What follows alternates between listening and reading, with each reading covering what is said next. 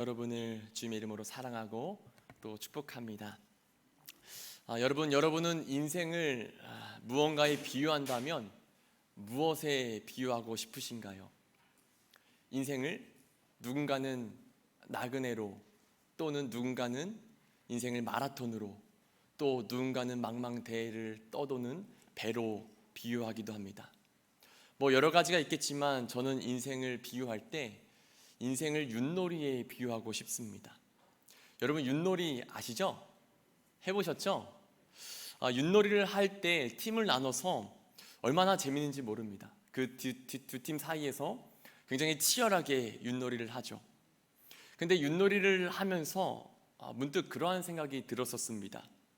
우리가 윷놀이를 할 때 보통 큰 것을 원하는 경우가 많습니다. 여러분, 큰 것이 무엇이죠? 모나 윷이나 한 번 더 할 수 있는 그런 큰 것들을 원합니다. 근데 그 큰 것들이 우리 마음대로 나오는가요? 그렇지 않죠. 근데 재밌는 사실은 윷놀이를 할 때면 매번 큰 것만 필요하지는 않다는 거예요. 때로는 작은 것도 필요합니다. 상대의 말을 잡기 위해서 도가 필요한 경우도 있고, 또는 빠른 길로 가기 위해서 개가 필요한 경우도 있어요. 근데 그렇게 우리가 작다고 생각하는 것조차도 윷놀이를 하다 보면은 그것들이 우리의 마음대로, 우리의 뜻대로 되나요? 되지 않습니다. 윷놀이를 하면서 느끼는 것이 큰 것이 되었든 작은 것이 되었든 우리의 뜻대로 되지 않는다는 것입니다.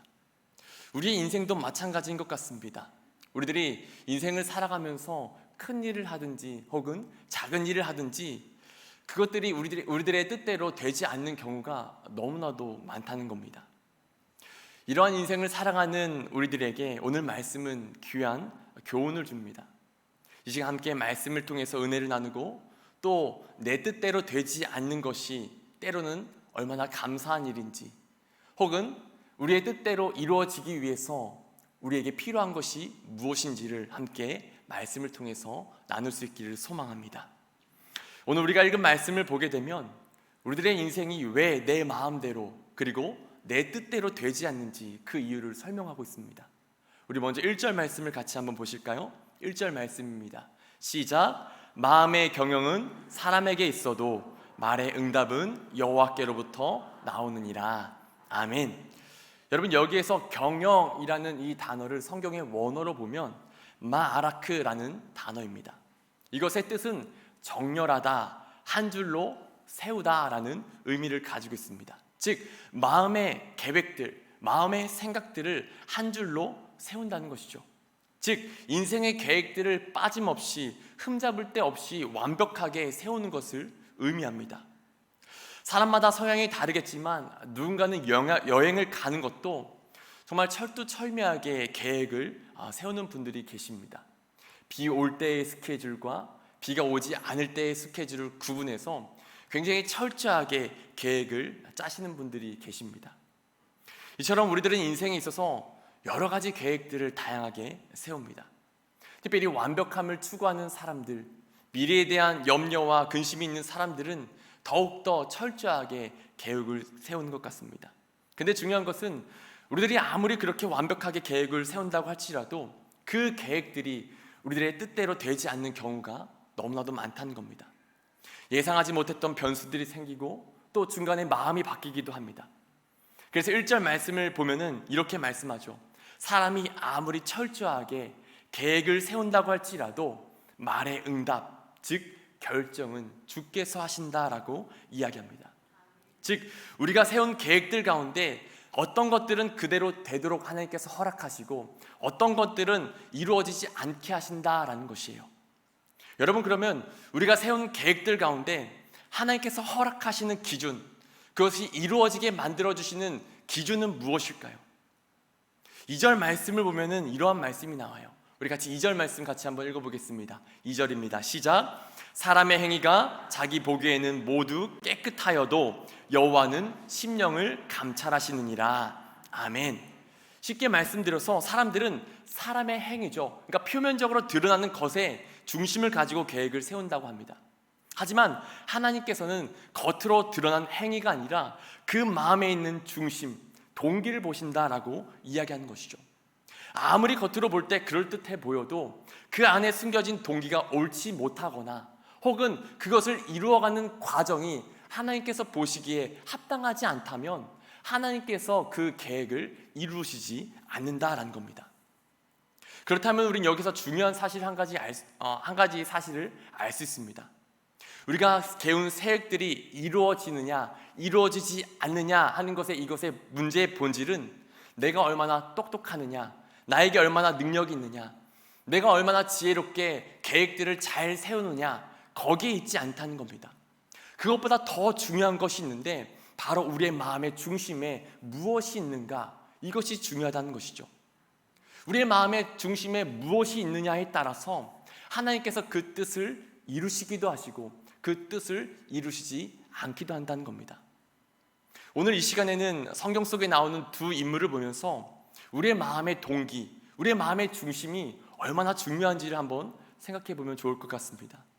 먼저 첫 번째 인물은 창세기 20장에 나오는 아비멜렉이라고 하는 왕의 이야기입니다. 창세기 20장을 보면 아브라함이 그랄이라고 하는 곳으로 이주해서 거기에서 거주하게 됩니다. 근데 아브라함의 아내였던 사라가 너무나도 아름다워서 아브라함의 마음 가운데 두려움이 생깁니다. 그곳에 있는 사람들이 자기를 시기해서 자기를 죽이고 자신의 사라를 빼앗아가면 어쩌지? 라는 생각이 들어요. 그래서 아브라함이 한 가지 거짓말을 합니다. 어떤 거짓말이냐? 자신의 사라 그 아내를 자신의 누이라고 이야기하게 되죠. 그 지역의 왕이었던 그랄 왕도 이 아브라함의 말을 듣고서 아브라함의 아내였던 사라를 자신의 아내로 맞이하기 위해서 데려오게 됩니다. 근데 그날 밤 하나님께서 아비멜렉 왕의 그 꿈을 통해서 아비멜렉에게 이러한 말씀을 합니다. 내가 데려간 이 여인 때문에 내가 죽을 것이다. 그녀에게는 남편이 있다라는 말씀이 이 아비멜렉의 꿈을 통해서 전해집니다. 이에 아비멜렉은 깜짝 놀라서 하나님께 이야기합니다. 그 말씀이 창세기 20장 4절 5절 말씀에 나오는데요, 우리 4절 5절 말씀 같이 한번 읽어보겠습니다. 창세기 20장 4절 5절 말씀 크게 한 목소리를 읽어보겠습니다. 시작. 아비멜렉이 그 여인을 가까이 하지 아니하였으므로 그가 대답하되 주여 주께서 의로운 백성도 멸하시나이까? 그가 나에게 이는 내 누이라고 하지 아니하였나이까? 그 여인도 그는 내 오라비라 하였사오니 나는 온전한 마음과 깨끗한 손으로 이렇게 하였나이다. 아멘. 여러분, 여기서 아비멜렉이 하나님께 뭐라고 기도합니까? 나는 온전한 마음과 깨끗한 손으로 사라를 데려왔다라고 이야기합니다. 이러한 아비멜렉의 말에 하나님께서는 이어서 이렇게 말씀하세요. 이어서 나오는 창세기 20장 6절 말씀입니다. 우리 같이 한번 읽어보겠습니다. 시작. 하나님이 꿈에 또 그에게 이르시되 내가 온전한 마음으로 이렇게 한 줄을 나도 알았으므로 너를 막아 내게 범죄하지 아니하게 하였나니 여인에게 가까이 하지 못하게 함이 이 때문이라. 아멘. 여러분, 하나님께서 아비멜렉이 계획하고 행한 그 모든 것들이 온전한 마음에서 시작되었다라는 것을 인정하십니다.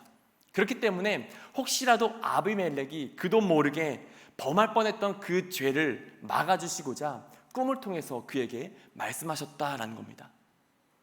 이 세상을 살아가는 동안 우리의 제한된 지각과 제한된 이성으로는 이 세상에 일어나는 모든 일들을 우리가 다 헤아릴 수 없습니다.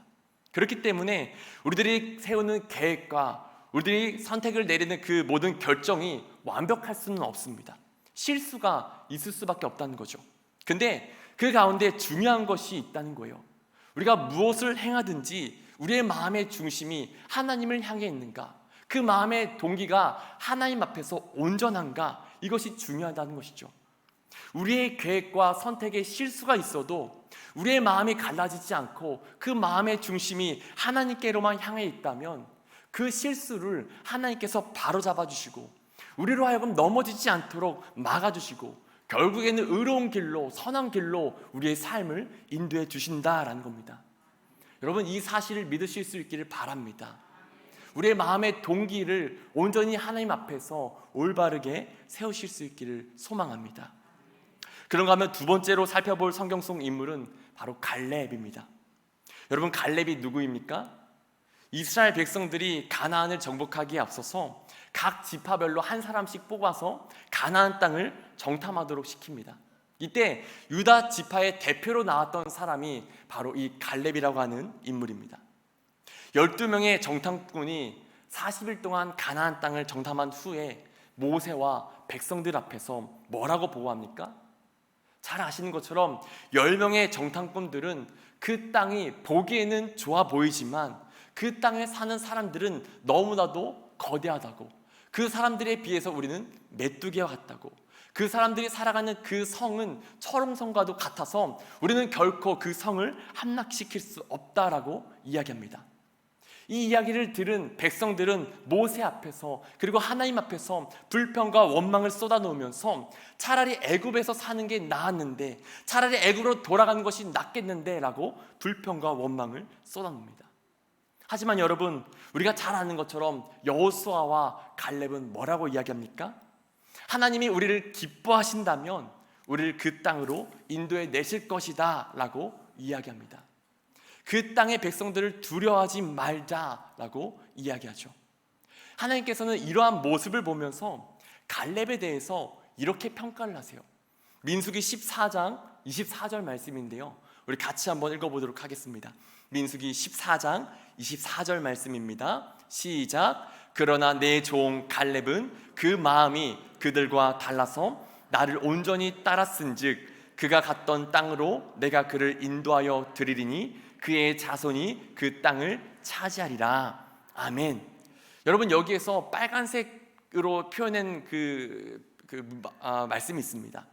여기에 뭐라고 표현되어 있습니까? 그 마음이 그들과 달라서, 즉 갈렙의 마음은 이스라엘 백성들의 마음과 다르다라는 거예요. 10명의 정탐꾼들과 그들로부터 정탐의 그 보고를 들은 이스라엘 백성들의 마음은 애굽에 있었습니다. 그냥 애굽에서 나오지 말걸, 그냥 우리 차라리 다시 애굽으로 돌아가자, 그 마음은 애굽에 있었습니다. 그러나 여러분, 그 가운데 하나님의 마음은 어디에 있었습니까? 애굽이 아니라 가나안 땅에 있었습니다. 하나님은 이스라엘 백성들을 가나안 땅으로 들어보내시기로 뜻을 세우셨고 계획을 세우셨습니다. 백성들은 이런 하나님의 마음과 다른 마음을 가지고 있었죠. 하지만 그 중에 하나님과 같은 마음을 가지고 있던 한 사람이 있었는데, 그 사람이 바로 갈렙이었다는 거예요. 그러나 내 종 갈렙은 그 마음이 그들과 달라서 나를 온전히 따랐은즉 이 갈렙만큼은 가나안 땅에 들어갈 것이다 라고 말씀하십니다. 이스라엘 백성들이 생각했어요. 들어갈 수 없어, 불가능해 라고 이야기했어요. 그러나 하나님께서는 하나님과 같은 마음을 가지고 있던 그 갈렙을 불가능을 뚫고 그 가나안 땅에 들어가게 하시겠다라고 말씀하시는 겁니다. 성경을 보면 인간적으로 생각할 때 상상할 수 없는 계획, 불가능할 것 같은 그 뜻을 성취하는 사람들, 그것이 이루어지는 것을 경험한 사람들이 나옵니다. 바로 하나님의 마음과 같은 마음을 품었던 사람들입니다. 방금 보셨던 것처럼 갈렙이 그랬고, 또 모세가 그랬고, 다윗이 그랬고, 더 나아가서 예수님의 제자들이 그랬습니다. 하나님께서는 상황과 현실에 시선을 두지 않고 하나님을 바라보면서 하나님과 같은 마음을 가졌던 그 자들을 통하여서 하나님의 뜻을, 하나님의 계획을 이루신 줄 믿습니다. 이것은 오늘날 우리들에게도 동일합니다. 하나님께서는 능력이 있는 사람, 세상적으로 뛰어난 사람, 세상에서 계획을 잘 세우는 사람들을 찾으시지 않습니다.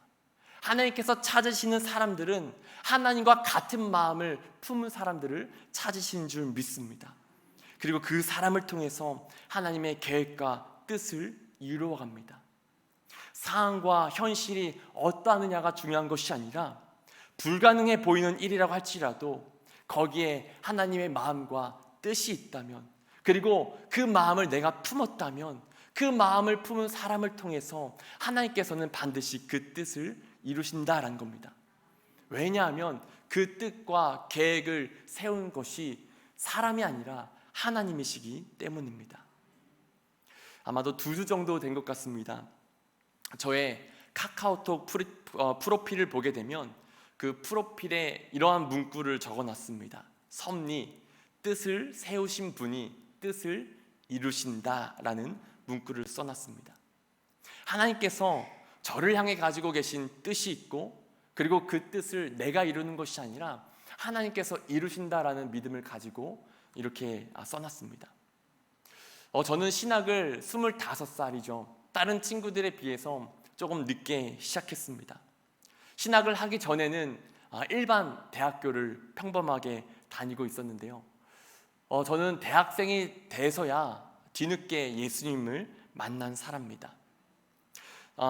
예수님을 늦게 만난 후에 정말 열심을 가지고 주말마다 교회의 간사로서 사역을 했었습니다.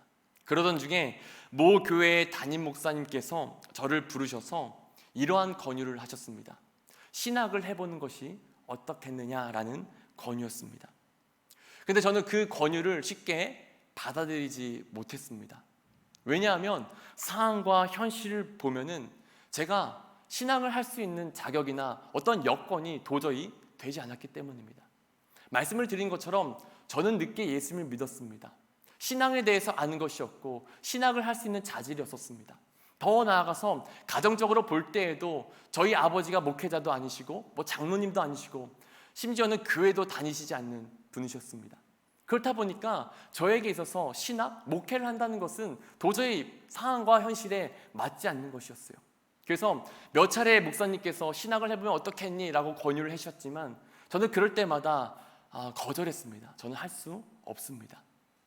그런데 어느 주일 저녁 예배가 끝난 후에 강대상 앞에 나아가서 강대상 있는 그 카페트가 있어요. 빨간색 카페트가 있는데 그 카페트를 이제 붙잡고서 기도하는 가운데 하나님께서 저의 마음 가운데 그러한 마음을 주셨어요.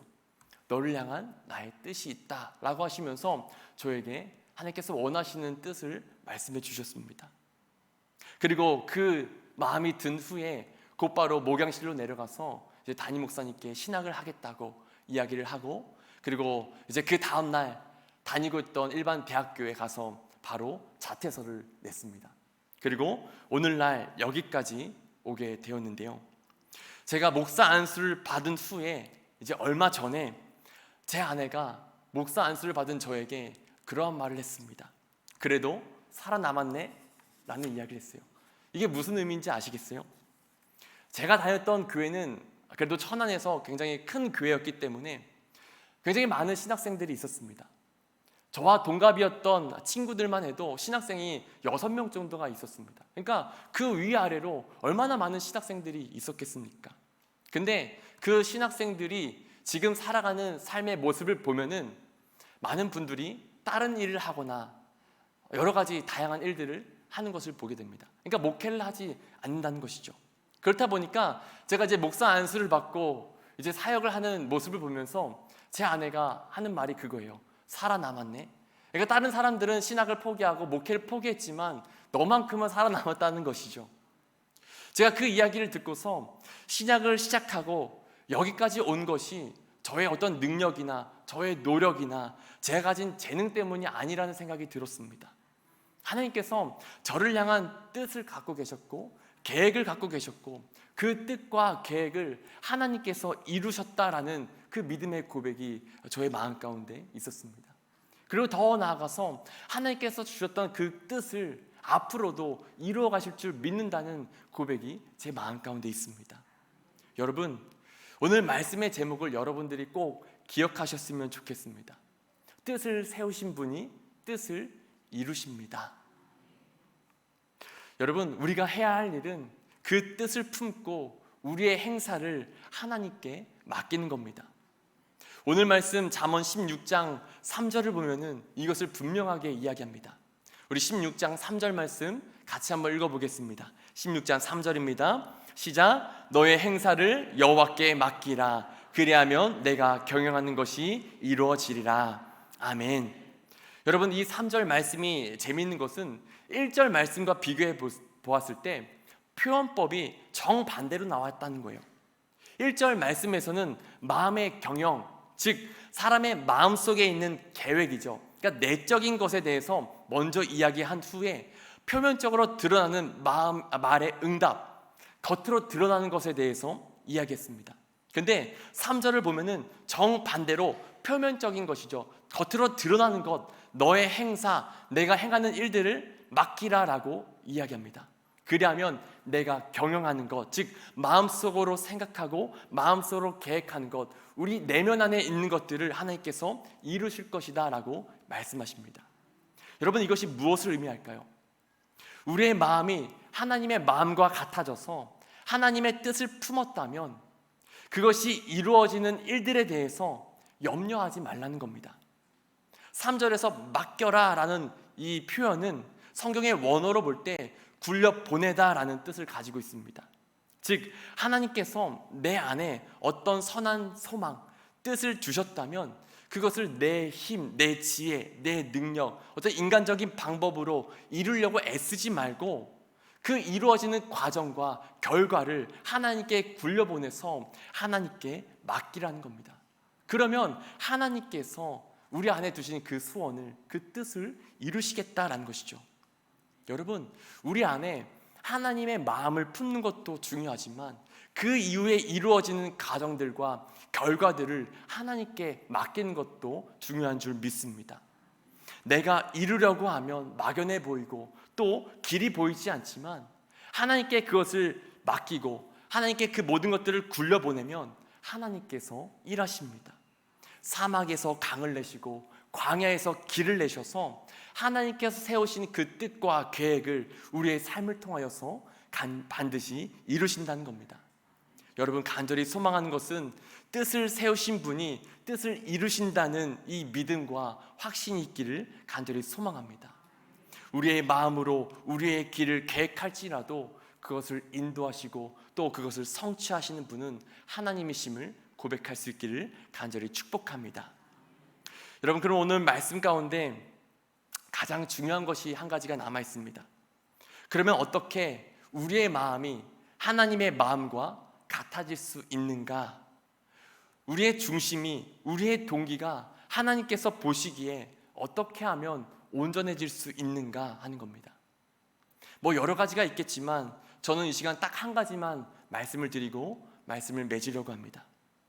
그것은 바로 우리의 삶이, 우리의 마음의 중심이 하나님의 말씀 앞에 서야 된다라는 겁니다. 말씀이 우리에게 주는 유익은 크게 두 가지가 있습니다. 먼저 하나는 우리가 계획하고 우리가 선택하는 것들의 동기가 무엇인지를 말씀이 깨닫게 하신다라는 겁니다. 히브리서 4장 12절을 보면은 우리가 잘 아는 말씀이 나옵니다. 우리 같이 한번 읽어볼까요? 히브리서 4장 12절 말씀입니다. 시작. 하나님의 말씀은 살아있고 활력이 있어 좌우의 날선 어떤 검보다도 예리하여 혼과 영과 및 관절과 고수를 찔러 쪼개기까지 하며 또 마음의 생각과 뜻을 판단하나니. 아멘. 여러분, 우리가 하나님의 말씀 앞에 서야 하는 이유는 우리가 생각하고 우리가 계획하는 그 모든 것들이 때로는 하나님의 마음에 맞지 않는 경우가 많기 때문입니다. 우리 안에는 거짓된 자아가 있습니다. 우리의 육신의 본성이 있습니다. 그 거짓된 자아는, 그리고 우리의 거짓된 그 육신의 본성은 우리로 하여금 하나님의 계획이 아니라, 하나님의 뜻이 아니라 우리가 원하는 뜻을 쫓게 합니다. 그리고 우리를 속이게 하죠. 그게 맞는 길이야, 그게 옳은 길이야 라고 우리 스스로를 속이게 만듭니다. 여러분, 그때 우리에게 필요한 것이 무엇이냐? 바로 말씀이라는 겁니다. 우리가 말씀을 읽고 또 말씀을 대할 때 정말 한 가지 아쉬운 것이 있어요. 그것이 무엇이냐? 우리가 말씀의 의미, 뜻을 해석하는 것에 때로는 만족하고 만다는 겁니다. 물론 말씀의 의미가 무엇인지, 말씀의 뜻이 무엇인지 해석해야 됩니다.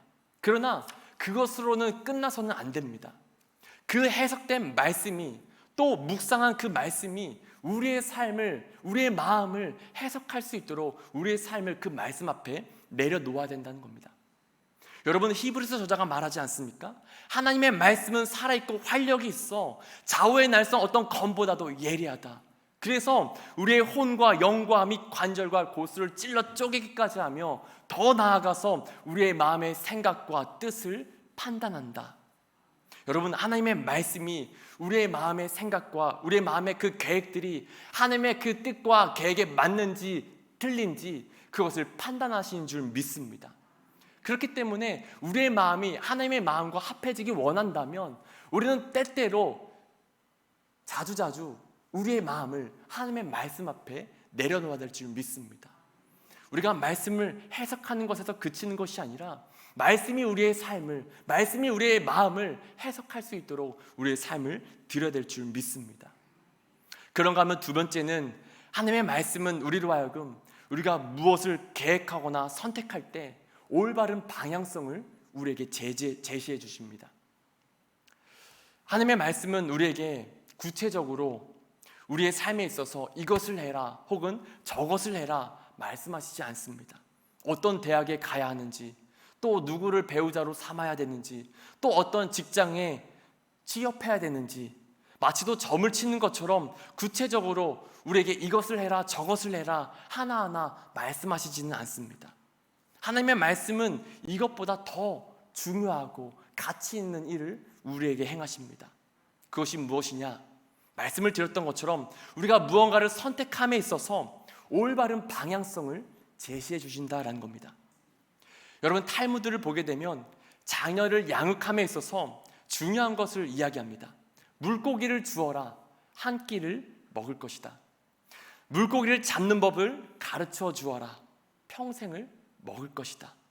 즉, 사랑하는 자녀를 위한다면 물고기를 잡아서 주는 것보다 물고기 잡는 법을 가르쳐 주는 것이 더 유익하다라는 것이죠. 여러분, 하나님의 말씀도 마찬가지입니다. 하나님의 말씀은 우리에게 이것 해라 저것 해라 일일이 하나하나 말씀해 주시지 않습니다. 그러나 우리의 인생에 있어서 가장 중요한 것, 어떻게 해야 올바로 사는 것인지, 어떻게 해야 하나님의 사람답게 온전하게 사는 것인지를, 그 방향성을, 큰 틀을 우리에게 제시해 준다라는 것이죠. 그래서 바울은 디모데후서 3장 16절 17절에서 디모데에게 이러한 말씀합니다. 우리 디모데후서 3장 16절 17절 말씀 같이 한번 읽어보면 좋겠는데요. 한번 읽어보겠습니다. 시작. 모든 성경은 하나님의 감동으로 된 것으로 교훈과 책망과 바르게 함과 의로 교육하기에 유익하니 이는 하나님의 사람으로 온전하게 하며 모든 선한 일을 행한 능력을 갖추게 하려 함이라. 아멘. 여러분, 하나님의 말씀, 성경은 하나님의 감동으로 되어 있다라고 이야기합니다. 즉, 성경 안에는 하나님의 호흡, 하나님의 숨결이 배어 있다라는 거예요. 우리가 하나님의 말씀 앞에 진실되게 설 때, 사모하는 마음을 가지고 설 때 그 성경 속에 배어있는 하나님의 그 숨결이 죽어있던, 잠들어있던 우리의 영혼을 깨울 줄 믿습니다.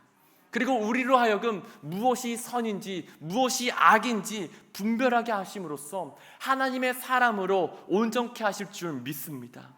그래서 하나님과 같은 마음을 품은 자로서 그 마음을 가지고 미래를 계획하고 그 미래를 하나님께 맡기는 삶으로 우리의 삶을 이끌어 가실 줄 믿습니다. 여러분, 저와 여러분들이 날마다 하나님의 말씀 앞에 설 수 있는 복된 삶이 될 수 있기를 간절히 소망합니다. 말씀을 맺겠습니다.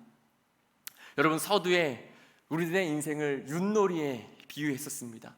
크든 작든 우리들의 인생이 때로는 내 마음대로 내 뜻대로 되지 않는다는 점이 윷놀이와 닮아 있습니다. 그런데 이러한 윷놀이와도 같은 인생에서 하나님께서 우리에게 요구하시는 것이 하나 있습니다. 그것이 무엇이냐? 바로 육가락을 하나님께 맡겨라라는 겁니다. 내가 원하는 것들이 아니라 하나님께서 원하시는 뜻이 무엇인지를 분별하고 그 뜻을 마음에 품고 또한 그 뜻을 이루어가는 그 과정과 그 뜻이 이루어지는 결과를 하나님께 맡겨야 된다라는 것입니다. 우리가 이것에 초점을 맞추면 윷놀이와도 같은 인생을 살아가는 우리의 삶의 자세와 우리의 태도가 달라질 줄 믿습니다. 세상 사람들은 남들과 경쟁해서 어떻게 해서든 빨리 종착점에 도착하려고 노력을 할 겁니다. 그러나 하나님의 사람들은 다릅니다. 빠른 길이 아니라 옳은 길을 바라봅니다. 나 혼자만의 길이 아니라 모두를 위한 길을 바라보게 됩니다. 나의 길이 아니라 하나님의 길을 향해 걸어 나아가게 됩니다. 생명을 죽이는 길이 아니라 생명을 살리는 길을 선택하게 될 줄 믿습니다. 때로는 더더 보여도, 때로는 막연해 보여도 그 길을 하나님을 신뢰하며 걸을 때 뜻을 세우신 그분께서 우리의 삶으로 하여금 그 뜻을 이루실 줄 믿습니다. 사랑하는 여러분, 하나님께서 우리를 향한 뜻과 계획을 갖고 계신 줄 믿습니다. 그 뜻을 품으실 수 있기를 바랍니다. 그리고 그 뜻을 향해 나아감에 있어서 모든 환경과 모든 행위를 하나님께 맡기시기를 바랍니다. 그러면 그 뜻을 세우신 분이 반드시 그 뜻을 이루실 줄 믿습니다. 저와 여러분들이 인생의 모든 여정을 마친 후에 사람이 자기의 길을 계획할지라도 결국 그 발걸음을 인도하시는 분은 하나님이셨다고, 하나님께서 나의 삶 가운데 세우신 그 뜻을 하나님께서 이루셨다고 믿음으로 고백할 수 있는 귀하고 복된 삶, 아름다운 삶이 될 수 있기를 주님의 이름으로 간절히 축원합니다. 기도하겠습니다. 하나님, 감사합니다. 연약하고 부족한 저희들의 삶을 인도하시는 하나님, 저희들의 삶 가운데 선하시고 아름다우신 뜻과 계획이 있는 줄 믿습니다. 그 뜻을 믿음으로 바라보게 해주시고 그 하나님의 뜻이 우리의 뜻이 되어지는 아름다운 역사가 일어날 수 있도록 인도하여 주시옵소서. 그 뜻을 품으며 하나님을 의지하고 모든 것을 하나님께 맡기며 나아갈 때 우리의 삶을 선한 길로 인도하여 주시고 마침내 하나님께서 그 뜻을 이루심으로써 하나님께는 영광이고 이 땅에는 아름다운 하나님의 그 기쁨을 나눌 수 있는 귀하고 복된 삶이 될 수 있도록 인도하여 주시옵소서. 감사드리며 예수님의 이름으로 간절히 기도드렸습니다. 아멘.